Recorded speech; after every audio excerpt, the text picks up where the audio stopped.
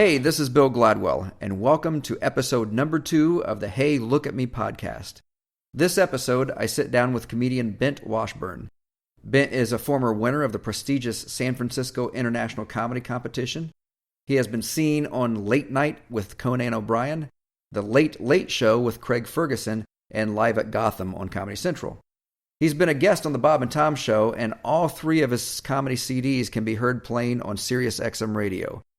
Bengt is a self-proclaimed unaccomplished Mormon, and we talk about how wanting to be a comedian was a challenge, how he went from Utah to headliner, and how Bill Cosby could have saved a lot of money. If you haven't already subscribed to the podcast, you can subscribe on iTunes and Stitcher, and when you do, leave a 5-star review. I would really appreciate it. You can follow me on Twitter, @BillGladwell, and you can jump on my website with any questions or comments at BillGladwellLive.com. So enjoy episode number 2 of the Hey, Look at Me podcast. Oh, into the business or just in life? In life, too. I can't teach you anything in the business. Both. I did it all wrong. What'd you do? We can get started, I guess. What'd you do? That was wrong? No, before. Before I did stand-up? Yeah, I mean, what? Or did you always know? I have a nephew who has said since he's been 2 that he wanted to be a stand-up comedian. But recently, over the past year, he switched over to, he wanted to be a strip club owner. What? Yeah, and How old he's is only he? 7 or 8. Oh, no. Things aren't going well. What happened? What show did he see? I don't know. Did he see Magic Mike? He saw Magic Mike. He must have. I don't know. But he gets all A's in school and everything. But it's just what he wants. And he I don't even know if he knows what one is. Does he say that? What? Yeah, that's weird. But I'm pushing him back towards the stand-up more than the... Yeah, and well, so is that my would sister. be a rare occasion. That's probably the only thing... Actually, you make more money probably owning strip clubs than comedy. So, probably in a way. So this isn't anything that you wanted to do since you were I wanted 3 since or 4. I was tiny. Did you really? It was little. I loved comedians, and it was my way of getting attention. Gotcha. And I think most people start doing this for the attention, the approval. Back when you were young, how prominent was stand-up? You know, it wasn't that prominent, but everybody in school, if you could make people laugh, I enjoyed that attention that I got. I remember getting a joke book and going around and just telling the jokes out of that stupid book. I guess we should tell people that who you are. We just went into it. Yeah. Bengt Washburn, but tell them a little Bengt bit. Washburn. Yeah, so I'm a comedian. Yeah, that's right. Anyway, so the joke books. I mean, I had those too, and it was always fun. It just I never knew what a stand-up was back then. That's true. I grew up, of course, growing up. I grew up in Utah, that kind of a strict Mormon culture in a little town just south of Provo, Utah. So that's the center of Mormonism. And really, when you think of what stand-up was when I was born, 1965, stand-up was definitely not something that Mormons were listening to. Yeah. Or if they heard it, it made them upset. I mean, they weren't on board with Lenny Bruce and spring up speech you could swear, and they weren't they weren't on board with Carlin either in the 7 Dirty Words. Yeah. They got on board with Cosby. They loved Cosby. That was probably the first comic that Mormon culture latched onto. And this guy's great. He became mainstream, is what happened with him. Yeah. He was mainstream, and it was this clean family show. Of course, inside there's something much darker going on, as we know now. Yeah. Which is sad to me. It is sad. But it's sad. I don't know. That happens. That stuff always happens. But so growing up Mormon, I always, as a young kid, for some reason, I loved making people laugh. Maybe I had 4 older brothers, and it was a thing I could do to be different. I don't know. I needed the approval, the attention. I think that's why most of comics and actors and actresses initially is something to do with attention or expression too. I think acting is expression more than attention. I think stand-ups are just pure attention. That's what they want. It's like, look at me, and then there's nothing there usually.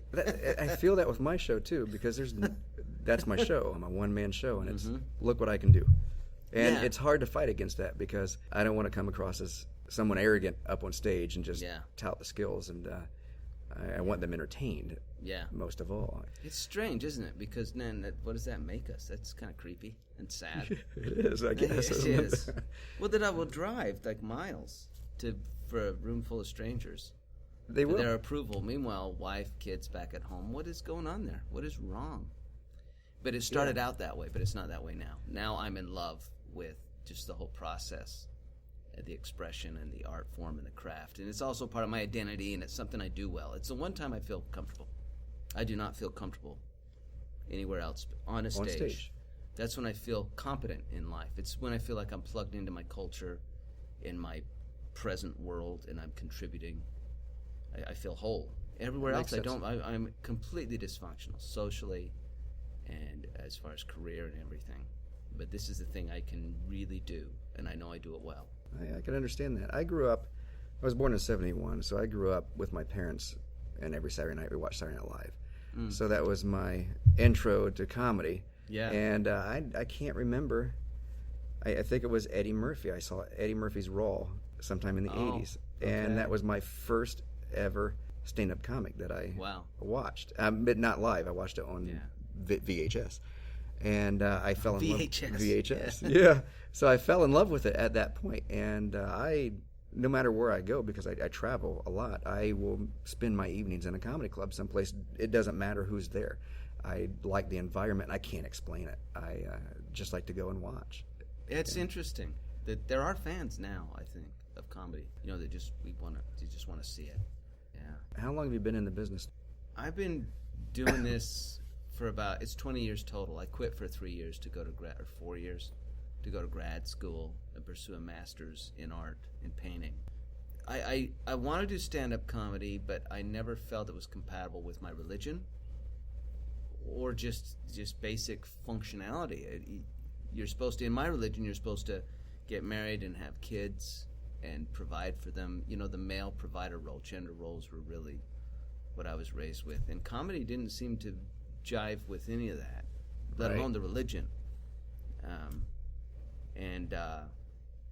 So I didn't pursue it. I just kind of played with it a little when I was in college, a tiny bit. And after undergraduate, I played with it for a year, and then I quit to be serious and get my degree in fine art, because I actually thought fine art was more compatible with religion than stand-up, because I was nuts. Because if you meet fine artists in the real fine artist scene, you could not be more godless if you tried than the fine art community. Yeah. And what I mean is that real fine artists, I mean, it's just hedonistic and whatever goes. But I was naive. I didn't know what fine art was. I came from Utah culture and Mormon culture, and fine art was Norman Rockwell and these very supremely executed cliches, stuff that visually said what you were supposed to say really well, you know. So I didn't know what fine art was, so I thought I'd try that, and that failed, and then one thing leads to another, and here I am doing stand-up. And you stayed with it. What made? I mean, you came back to it after you went to grad school. What made you come, or did you always know that you were coming back to it? I didn't know. I don't know what made me. Maybe I don't know. Maybe it's an addiction. I'm serious. Maybe it's an addiction. Those endorphins that are released early, and then you chase that rush. I don't know. I just know that I really liked it those first times. I did a high school assembly once and had a great time, and I think I was addicted then. And then grad school, I did it like once a year for a contest, and maybe twice a year, and it was so fun. And then I quit, and then after grad school, I thought, I'm going to go back into this, maybe. Maybe I can do my painting and do this on the side to make a little money. And I remember driving up to Indianapolis, and Flip Wilson's brother was running the open mic. And Flip Wilson's brother, are you picking me? Flip Wilson's brother was running the open mic, and Flip Wilson's brother said, wow, he saw my 7 minutes. Wow, you're good. And he gave me a half-hour set a week later. He said, how much time can you do? And I didn't know. I said, a half hour? No, you can't. And he hired me to do a bar gig, and it was awful. I ate it. I just stunk up the joint. Of course, before I went up, some cruise ship comic from Indianapolis went up and did about 30 minutes. Just killed it. And now I was doomed. I had a horrible set. And I remember then thinking, I can't do stand-up and art, so I quit. I thought, this is going to be harder than I thought. I think I could do it. I really thought I could do it if I dedicated myself to it. But I can't do both, and I need to do the art and get a teaching position and raise a family, you know, all those things. So I quit. That was 1993 that I really didn't do it from, 91 is when I really quit to go to grad school. And then I didn't pick it up again until 95. And then ever since, been doing it. For a living, I started in 97. 97? 97. Mm-hmm. And I'm always interested in that because I did a stage comedy hypnosis show for the corporate market for years before I started my mentalism show. And I fell into it, really. I play piano, and I always was uncomfortable. I was comfortable in front of an audience, but like you, off stage in high school, not so much. I had friends. I had a group of friends that, we hung around, but to get up and do a public talk, for example, I couldn't do. But the piano, I was always collected and calm. And we studied hypnosis a little bit in high school, got interested in it. I bought books on it. I got a chance to go to a class right out of high school, and I started doing it as a therapy. I conducted therapy with people for weight loss, stop smoking. Oh, okay. And I got asked to do a show one night when I was in a restaurant / kind of classy bar because their band canceled. And really? Yeah, and I said I don't do shows. And they said, no, just do a show, and we'll pay you what we were going to pay the band. And I turned him down again. Then he came back a third time. I said, well, how much are you paying? He goes, $500. I said, well, we'll try it. We'll try it. So, $500 when you're young, that seems so much money. I was 19, 20, something like that at the time. So I lined it up against the bar. I lined up the chairs and put them in it, and it went well. And every couple of weeks he would have me back.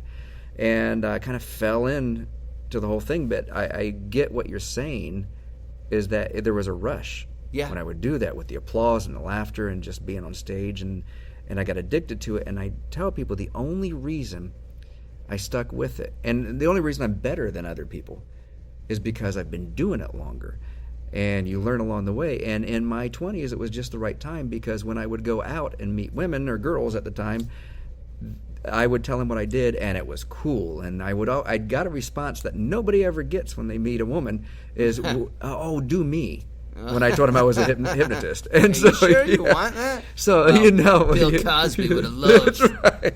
that. But, I mean, they were talking about hypnotizing them, but that was the phrase that came out of their mouth. All the money he would have saved in drugs. And so that was my motivation, and I stuck with it, and I fell in love with entertaining. And that's why I'm always interested in how people got started. And it is weird because so you're wondering how it happens to you. Yeah.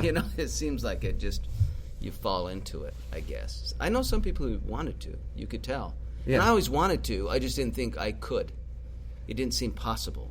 Right. You know what I mean? It just didn't seem, no, you can't do that. Yeah. I mean, everything around me was, you can't do that. Yeah. In fact, I remember the last time I had a day job, I was working for my in-laws. My ex-wife, her parents owned a company, and I shouldn't have been working there. They were just doing me a favor. I was a creative type. No way I was contributing. I remember I just started to do stand-up again. I was still working there, and one of the programmers I told him, I think I want to do stand-up comedy and try to do that. And he said, you can't do that. He just looked at me, you can't do that. Just walked off. I worked for Johnson & Johnson for 6 years. I had jobs in radio. And I've always quit because my heart was with the entertainment, and people thought I was crazy. But I knew They're probably right. Well, yeah, I knew at some point I would crazy. maybe make it, or at least enough to feed the family and buy clothes. And it's gotten to that point now. But it was, I quit things that nobody else would quit. Yeah, is what it boiled down to. That's cool. I'd never quit anything. I had art, and I failed at art. So if I'd had a good job, I wonder if I would have quit it. Well, it's pretty amazing. It's probably good that you didn't.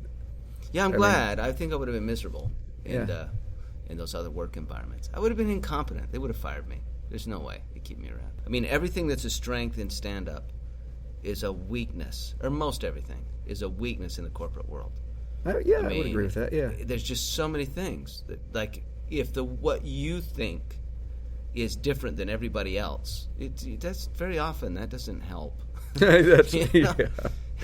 Yeah, or you're making smart-ass comments to people at work, and it can get you in trouble. My task, I just imagine, and my brain just goes on rides. You can't be doing that. You've got a 4-day run here, and tonight's the last night. Yeah. And we were talking after the first night. We had a smaller crowd, and we were talking to you. Well, we were talking about hell gigs, but you mentioned a hell gig, and I'm interested. I was thinking about this after we talked about it. What is... You don't have to give any names or anything, but what's the worst situation you've been in? It was Thursday. That was no. That wasn't the worst. The worst I've ever had. It's hard to say. I mean, there were so many of them. I'm sure there were some that were much worse than I remember, because when I began, that rush is so big that it makes you just blind to how bad things are actually going. And I've seen some younger comics that have that, and I've seen them go up and do a set where I'm like, oh, that has to hurt. You know, and then they'll get down and they're all happy with it. I'm like, wow, wow. Might have been better than the last time. Yeah, which is scary. But so I'm sure I had some awful ones, you know, early. Because I was starting out in Nevada and Wyoming and Montana and Utah in these bars. One of the worst was this club called Club Nadir in Ogden, Utah. It was a bar, and they would try to do comedy there. The layout was horrendous. They'd open up to dancing after, so towards the end of your set, it would just start filling up with young people just looking to mate. Oh, what a horrible show. And yet I remember still just, all right, getting down off there. Oh, I did it. But if I had to do that gig now, well, I wouldn't do it. I'm not doing this. I would literally walk out. Would you? Oh, absolutely. I wouldn't do that. No way. Or I might do it just for the laugh now. So you have something to talk about. This is funny. Check out how horrible this is. Yeah.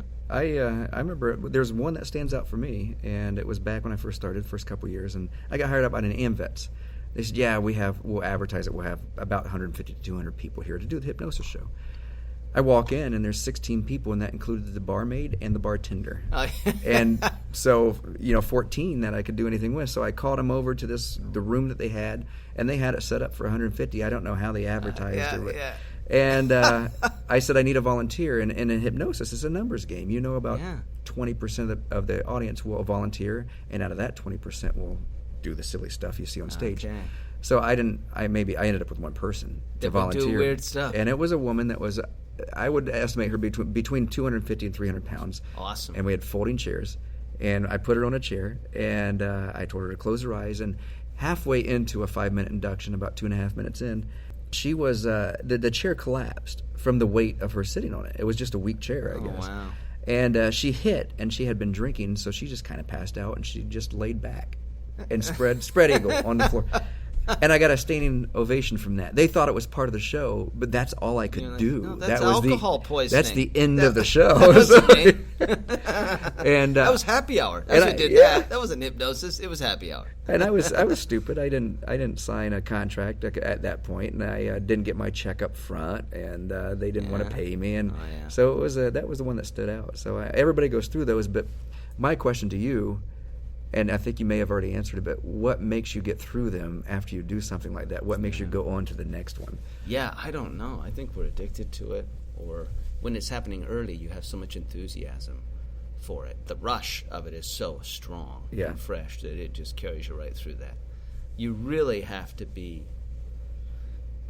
impervious, a little bit crazy, I think, to get through that weeding out period beginning, in the early parts when the success ratio, you have to almost see a success where there really wasn't a success. It's just strange. I've had friends that they've tried what I do, or they've tried to do other types of various entertainment, and they've stopped. And I'm sure you've run into them also. Oh yeah, absolutely. They'll think I can do this, and then they'll jump up in front of some friends or a very easy situation and crowd, and then they'll go on the road one week, and you never see them really again. And I can't. You cannot. When I see them, I tell them, just keep doing it. Yeah. Just hang in there, keep doing it. And but what do you ever see them? I tell them stop if they can. They should definitely quit. Do you? I tell people to quit all the time. Why now? Why is that? Well, just because if you can quit, you really should. There's too many comics now. And there are a lot. It has exploded. And I learned about you on the Bob and Tom show. Oh yeah. Because the Savannah has it around here, but I can't get it here. But the VIP membership that they have for the podcast. So that's how I learned about you. And I've followed your career since then, and was hoping to. It's because I had a list of comedians that I want to see, and now managing the club, I get to see them. I get to bring in the ones that I want to see, and you were on the list, and I'm glad to be on it. So it's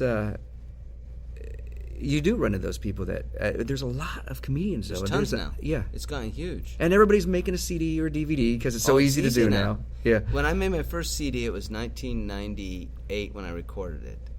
Way too soon. I'd only been doing stand-up about, I'd only been on the road 1 year, and I released it in 99. So I recorded it. Yeah, I'd been on the road for a year, and I said, because I needed the money. I needed to be able to sell it. I made that first CD, and no one had them then. They were hardly anybody, and I would sell them like crazy.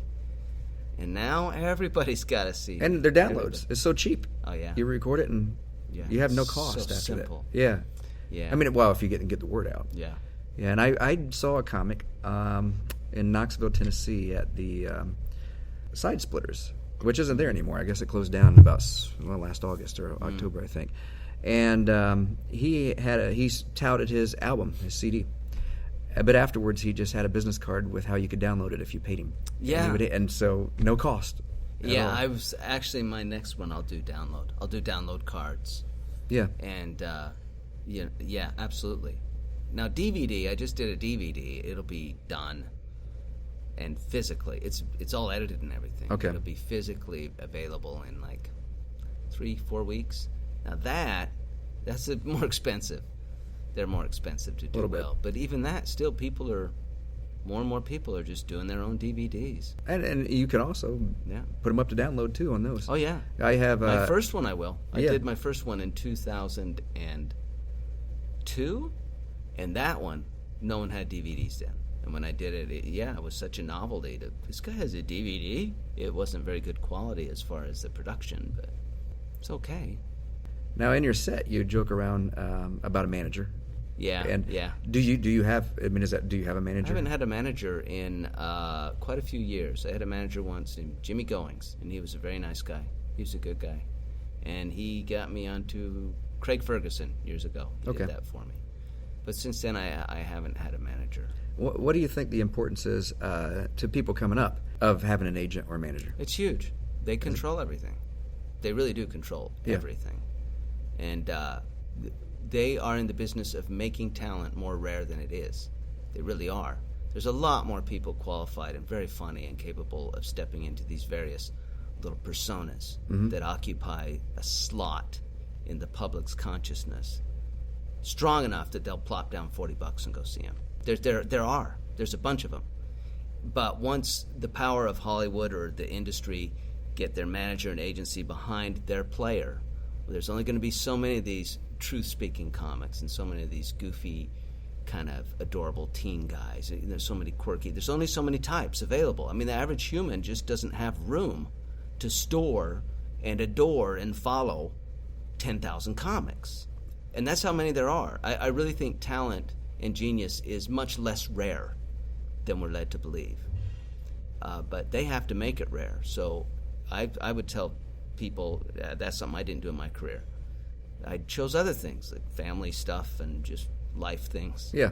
But if you're in an unfettered kind of life, you go to L.A. or New York, and you hone your act, and you almost you want to be true to yourself, because that's your surest, quickest, best way to a unique kind of show.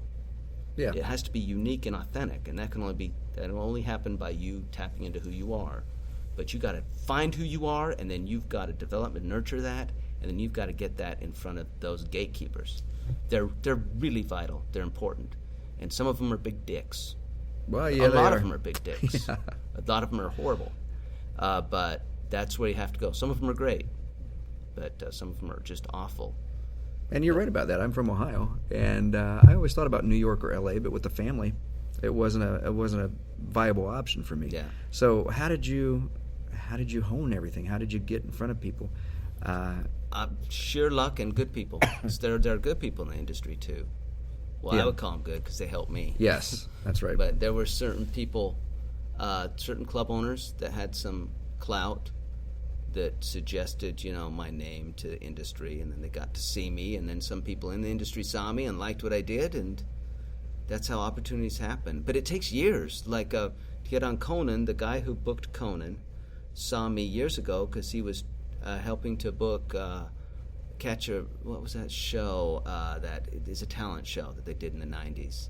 Star Search. When it came back in the 90s. So he saw me there, and he really liked what I did. And I didn't get on the show. I got close, but I didn't get on. But he really liked what I did. But he was younger and just kind of an assistant. Okay. And then he tried to get me into HBO Aspen Festival when HBO ran that. But he couldn't quite get me in. He didn't have the power. got me into other festivals. And then years later, he starts booking Conan. Really? See, yeah. And then I'm down at Cap City Comedy Club, which I got into through Rich Miller books that. And see, Rich knows Louis Lee at Acme, who told Rich about me. I mean, there's all these people telling, hey, this guy, you should... And it's just word of mouth. You should book this guy. So that's how I get in Austin. I happen to do a show. JP's there in the audience again. He sees me like, Bent, hey, hands me a card, send me a tape or a DVD, whatever. I think, really? And I send it, and I'm on the show. And that's how years of just solid trying to work and luck. And I would tell the other thing I would tell young comics, it's a numbers game. It's a numbers game. You cannot take the rejection personally, because that means you won't be up for taking the rejection a lot, and you need to, because your odds are long. And when you have long odds, if your chances of success are 1 out of 100, you better roll the dice 100 times a day, because then over time it pays off. But if you just get up your courage and roll them once a month, you're in trouble. Yeah, and a lot of people do that. Yeah, you need to roll the dice constantly, because that's when risk pays off. Long shot odds that pay big, which is what comedy can be, means you have to take a shot a lot. And these are the same people, though, that will sit back on Twitter, and if you get on Conan, for example, and they'll blast you because, you just got lucky. It's not, I mean, a little bit, but you hung in there. Risk yes, you for did. A long time. And it's risk that they didn't want to take, and they didn't want to stick with it. They chickened out. Yeah. They chickened out. And sacrificed a lot of stuff.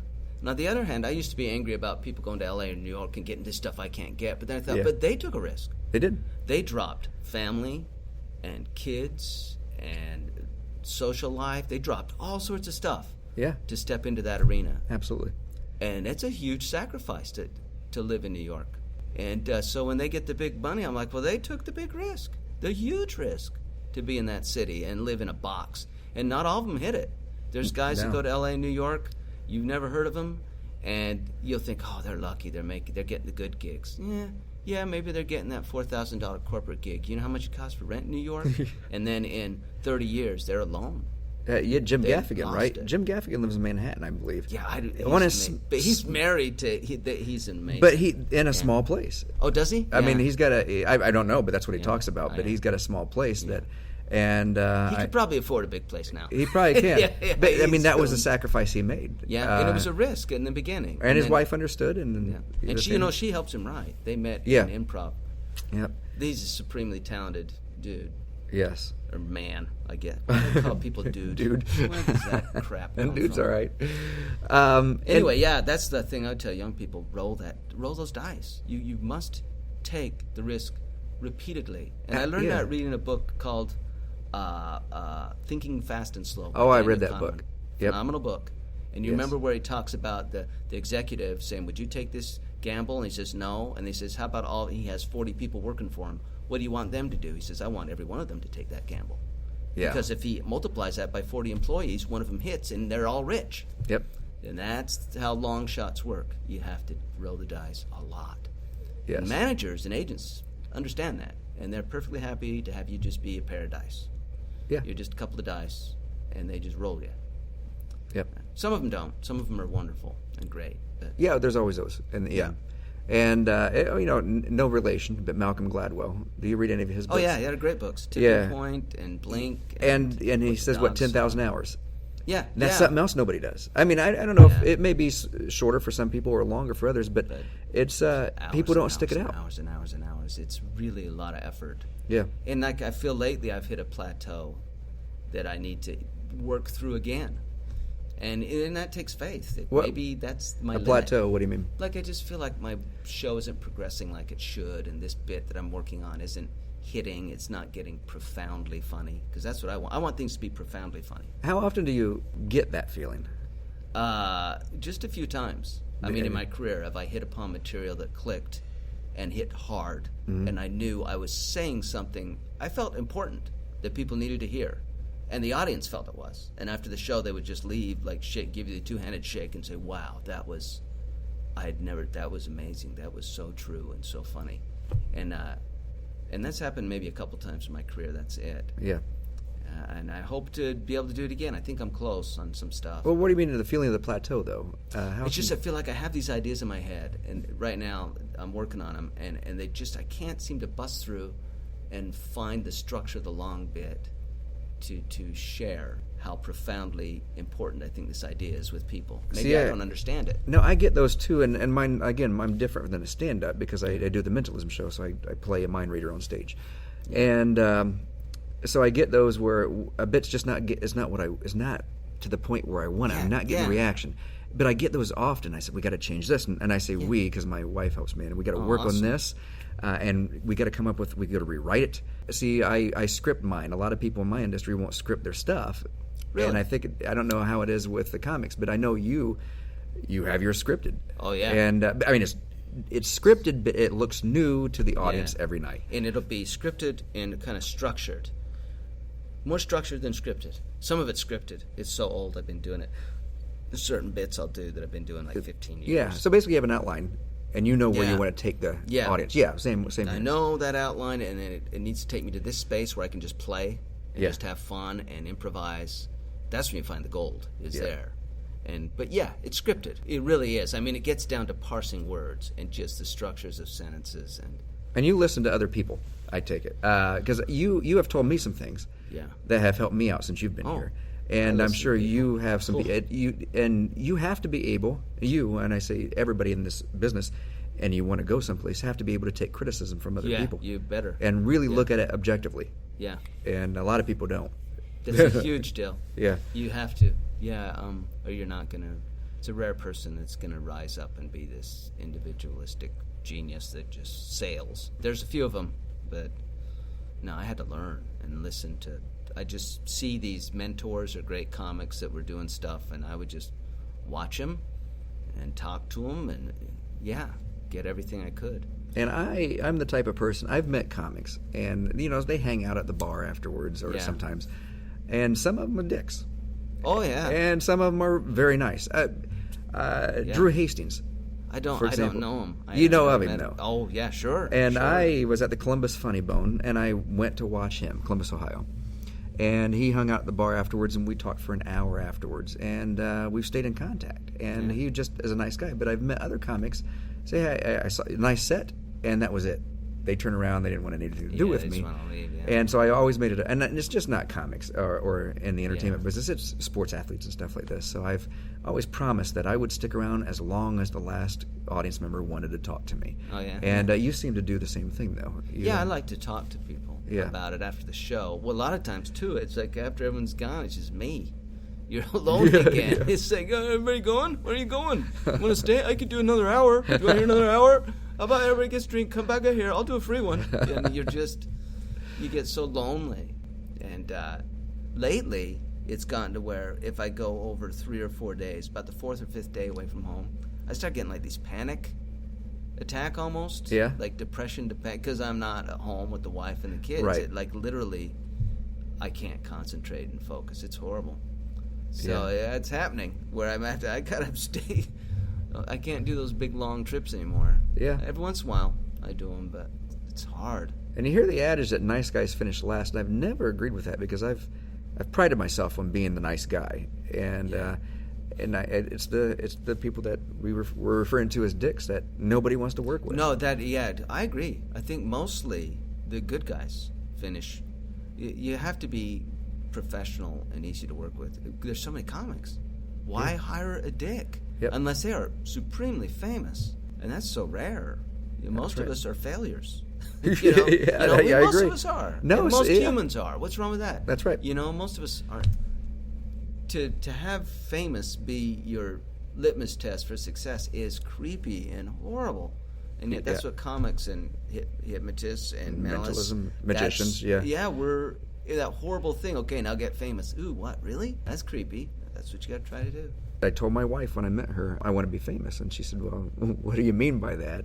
I said, it's really a marketing plan. I said, because the more people that know about me, the more people will show up at my show. I said, that's the only reason I want to be. That's what it's about. Yeah. When they're young, I know when we're young, we want it to be about sex. Yes. Of course, because we're men, that's what they want. But as you get a little older, no, it's not about that. It's about I want to have audiences that are in tune kind of with what I do so that I can just play. Yes. So I can get up and just talk. Like when I perform in Utah at Wise Guys, I perform there, or Acme, Minneapolis. Uh-huh. It just feels, it's so easy. It's just the underground. Actually, a lot of the clubs I play, it gets, after a few years, it gets so easy. I get a few followers that come in. I just get up and talk. I don't even, and it's not, a lot of times it's unscripted. Yeah. I can just go. Because they're already on board to how my mind works and how it goes, and they're there to see me. It's a whole that would be awesome. I once got to open for Louis C.K. at a few shows, and his audience, because they were there for him, and watch, he could just sail because he's that good. He is, yeah. Plus, then it's his audience. It was awesome to see, and it was fun to open for because they're great audiences. I bet so. Yeah, they're great audiences. So how do you handle that when you go back to the hotel or back home? And when I say handle that, after the shows, you do get looked at as famous. People, you're the star, and people, they look at you like they would a movie star. Yeah, some nights. It's funny. It is. Well, funny. First it wasn't. It was a rush, but now it's just like, just me, right? Yeah. But I think more and more people don't. They haven't. They really don't. I think I hear in the 80s they did. That you were just a rock star, but now you're just comic. You know what I mean? If you have a good show, people like that. Yeah. That's true. Do you know what I mean? Like that. Wow, well, maybe they do. I don't know.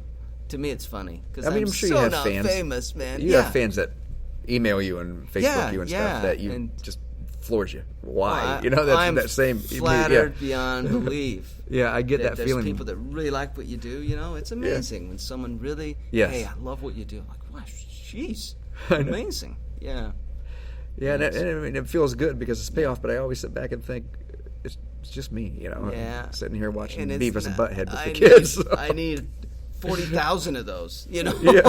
Not to be greedy, but that's what you need to really be able to go into a city and demand some sort of a price that can,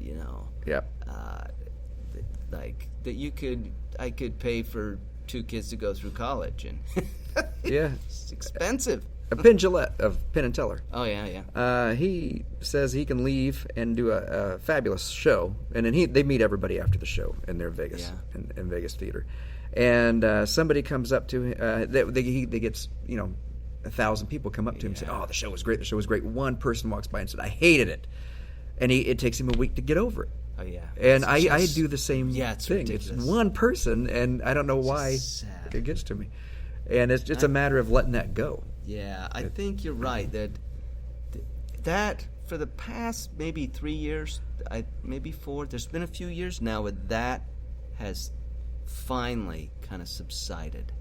Yeah. But that took almost 16, 17 years for that stupid, when someone folding their arms, they don't like it, for me, like, I don't give a shit. You think I care, you jackass? Now, it wasn't like that before, was it? Yeah, no. No, I know. It's devastating. Yeah. But now it's just like, I've done this so many, especially certain material you do that works. Yeah. You've done 1,000,000 times for people who know, and will tell you honestly if it was shitty, and they've told you it's not, it's great. And then there's some jackass in it, no, you don't know your head from your ass. It's one thing to just, I just don't prefer that. But I'm all into that. I don't care. Yeah. All right, I'm not your thing. I wish I could somehow win you over, but if I can't. But if someone hates me, I'm like, what? That'd be funny. I know. But it's true. When someone just kind of doesn't like it, I'm like, you do obsess. I obsess over that one. I still do. If someone just, hey, it's okay, but I didn't. What? Well, what do I have to do? So I told you I went up to Connecticut 2 nights ago. And so I do a lot of talks for businesses, and I do some trainings too. And then you mentioned that you had a talk coming up. I do. Because I think what we do, and you said it too, relates over to the real world of business. But how do you think it relates over? I have my ideas, but how do you think it relates over to? What I'm doing, this thing that I'm working on is about humor and failure. And it is about overcoming failure to get back up to try again. It's not letting failure make you quit or compromise. So what we've been kind of talking about. Yeah. In the stand-up world, but it applies to everywhere. Stand-up, and you have to be able to get over bombing, which is just a huge, horrible failure. Public spectacle, just it's You've had it happen, right? I mean, yeah. It kicks your ass. It does. You're just staring at a ceiling in like a crappy, not even a Motel 6. That's nice. That's a chain. That's right. We're talking just at a ceiling with like watermarks and just gross. And sometimes I couldn't go to sleep because I was afraid who was going to come in. So yeah, I've had those.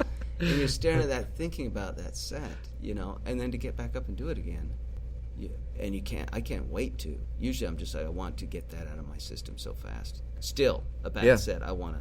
Like after the Thursday or the Wednesday show, I can't wait for Thursday night so I can erase this. Yeah. And it pick back up. And tonight's, it looks like it'll be a good show. It'll be fun. Yeah. So, it's true. Don't you think humor? Yeah. This business really does teach you how to deal with failure. It does. It does. You do have to know how to hack your mind into not noticing how shitty things are. It is, really.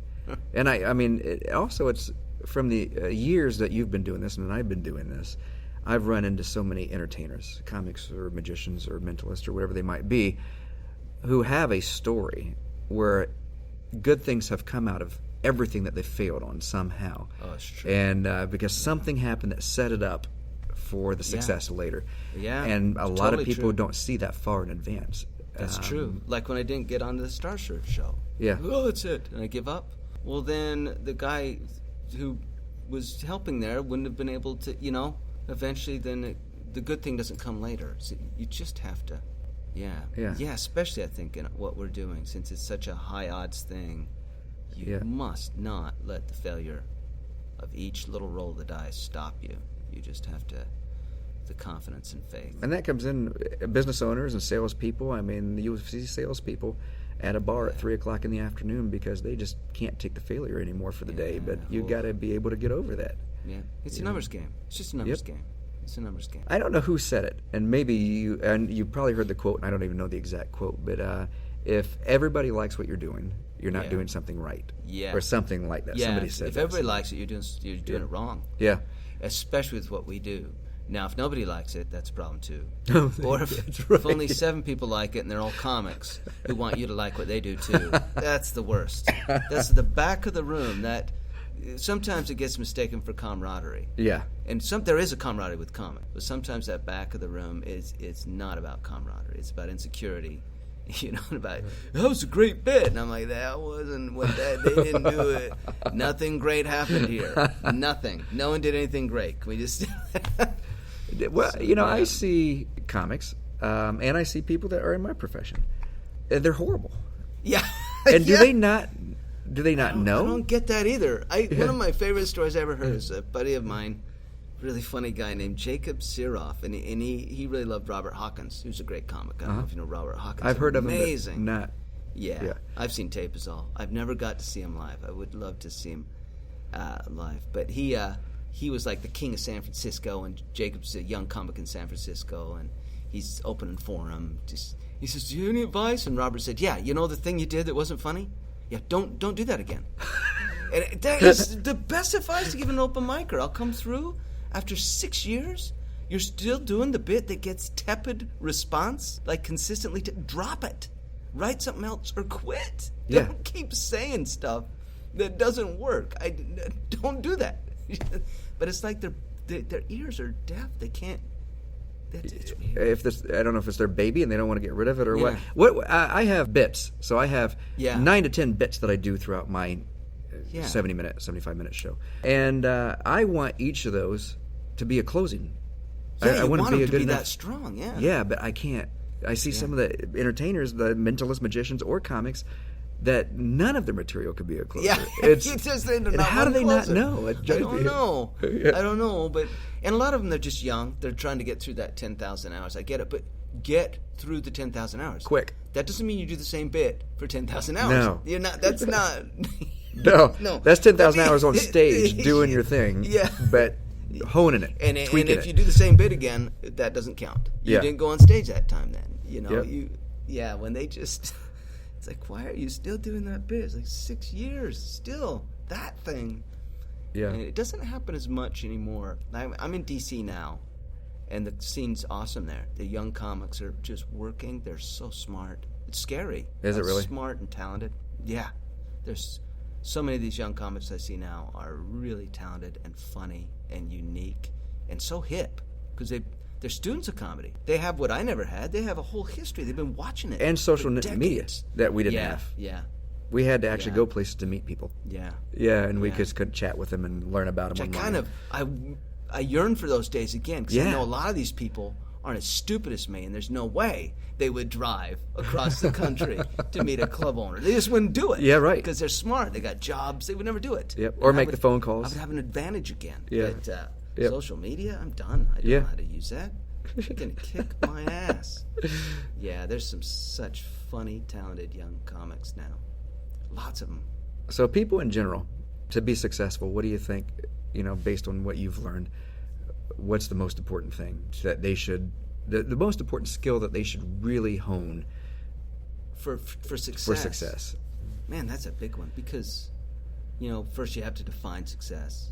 And it's different for everybody. Some people want money, some people want fame, and fame's a weird good family. But money or security or just happiness. Let's say happiness. The biggest thing to me is self-esteem. That's it. You have to discover some sort of love for yourself. Period. It all starts there. That's where the persistence comes from, and everything. Everything starts there. Your faith, your hope. Yep. Everything comes from that self-esteem. And I was lucky. I was just lucky. I think some of that you're just born with it. Like if you're just wired right and dumb enough to just, I like me, that you're lucky. But you're an idiot, don't you? Say, I don't see it. I don't understand. But it's so obvious. No, not to me. And on you go. Or I think a lot of it's just parents or just some teachers or an environment that can teach you that self-worth. I don't know where it comes from. Yeah, and I was just the opposite with my growing up. I mean, I had family telling me, "Oh, you can't be an entertainer. They're blue collar workers. You can't do it." So, with them telling me not to do it, don't you get it? Yeah, with them telling me not to do it, that was my motivation to do it. Oh, okay, so it drove you. Yeah, it did. I know for entertainment, I think initially I was the fifth boy, so my mom wanted me to be a girl desperately. That is totally true. Really, she was very disappointed that I had a penis, for sure. That's on the record. And then after that, she had a girl.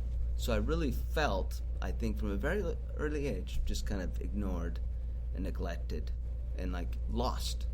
And so I needed more attention than I was getting. You needed to stand out somehow. And so I do think it was seeking self-love that sent me into it. That's sad. But good. I'm happy now. I'm is. Happy. Yeah, it all turned out well. Yeah. So far, knock on wood somewhere. Yes. On this table, it'll show up on the mic. It does. But so how can people find you if they're listening to this podcast? Bengt, BENGT, at.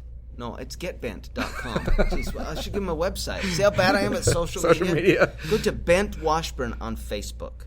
BENGT Washburn, WASHBURN on Facebook, because that's the best way for me to market stuff. And then if you want to go to the website, it's getbent, GETBENGT.com. And they can link over to Facebook and Twitter and email and everything else. BentWashburn.com. Yeah, if you want to. How could you not want to follow me? That's right, and book you, right? It's sad.